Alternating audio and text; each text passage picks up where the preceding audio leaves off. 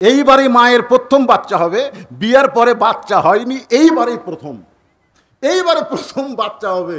আপনারা বলেন তো, মায়ের পায়ের তলে সন্তানের জান্নাত না বাপের? হ্যাঁ জোরে কান, মায়ের না বাপের? এমনি এমনি আমি তো হিসাব করে দেখছি, আমাকে আল্লাহ কোনো ছেলে দেয়নি, 3টা মেয়ে দিছে।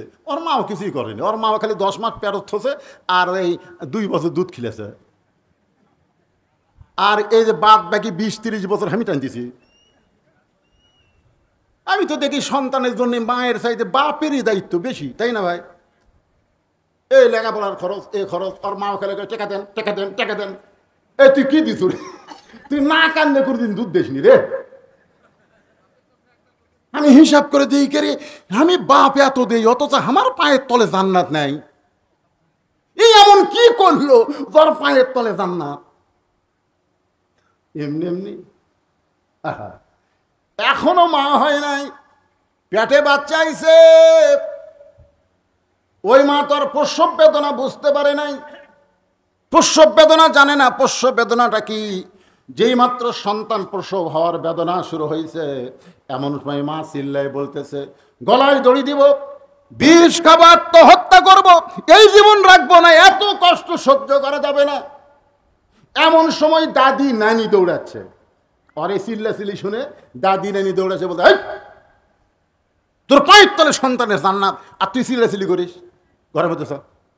দাদি নানি জোর করে ঘরের মধ্যে নিয়ে গেছে, ঘরের মধ্যে নিয়ে যে জোর করে বিছনা শোয়া, ঠান্ডা পানির মধ্যে নরম কাপড় চুবড়ায় কপালে দিচ্ছে আর বলতেছে, পাতা সবে সবর, ধৈর্য ধর, ধৈর্য ধর, তুই মা হবি, একটু ব্যথা একটু কষ্ট সহ্য করা লাগবে পাগলি, তুই চিল্লাচিল্লি করবি, গলার দড়ি দিবি, বিষ খাবে, আত্মহত্যা করবি, এটা শুনলে মানুষ কি করবে? এই ধৈর্য ধর।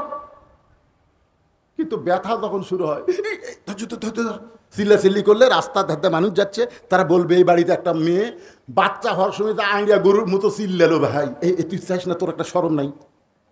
যখনই চিল্লাবার চাই তখনই গলায় চুমা দিয়া, মুখে চুমা দেওয়া, বলে ধৈর্য ধর। এক সময় ধাইমাকে বলতেছে, কি খবর? বলে এখন পা বের হয়েছে। পা শুধু বের হলে হবে না, জোরে টান মারো, কায়দা বুঝে টান মারো। আর বলতেছে ধৈর্য ধর। মাকে বলতে ধৈর্য ধর, আর ধাইমাকে ইশারা করতেছে এখন বাচ্চা খালাস করার চেষ্টা করো। ও খালি চিল্লাবার চায়, কপালে পানি দেয়, মুখে পানি দেয়। এক সময় বাচ্চা প্রসব হয়েছে, প্রসবের যন্ত্রণায় মা বেহুশ। সন্তান দুনিয়াতে সেই ম্যা বলে কানছে, কিন্তু ওই কান্নাটা মায়ের কানে যায় নাই, মা বেহুশ হয়ে গেছে কষ্টে।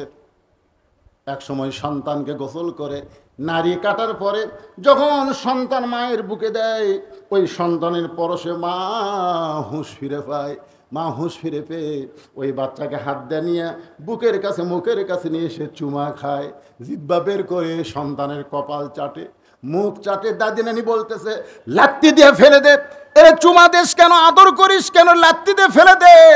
এই প্রসব হওয়ার সময় তোকে এত কষ্ট দিয়েছে, তুই গলার দড়ি দিবার চাইলি, বিষ খাবার চাইলি, এর আদর করিস না, এক লাত্তি দিয়ে ফেলে দে।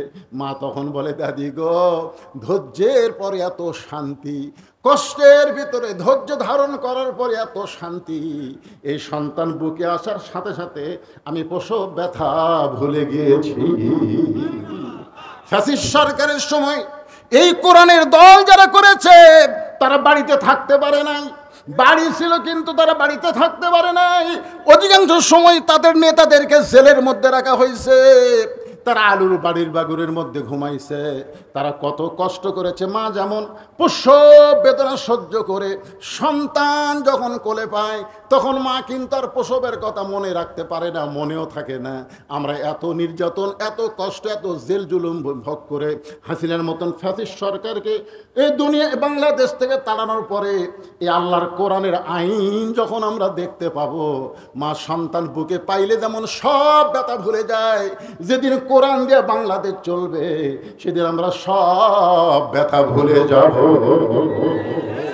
তাহলে আল্লাহর কোরআনের জন্য যদি আরো নির্যাতন সহ্য করতে হয়, আরো কষ্ট সহ্য করতে হয়, কারা কারা তৈরি আছেন? 2 হাত তুলে আমার আল্লাহকে দেখান।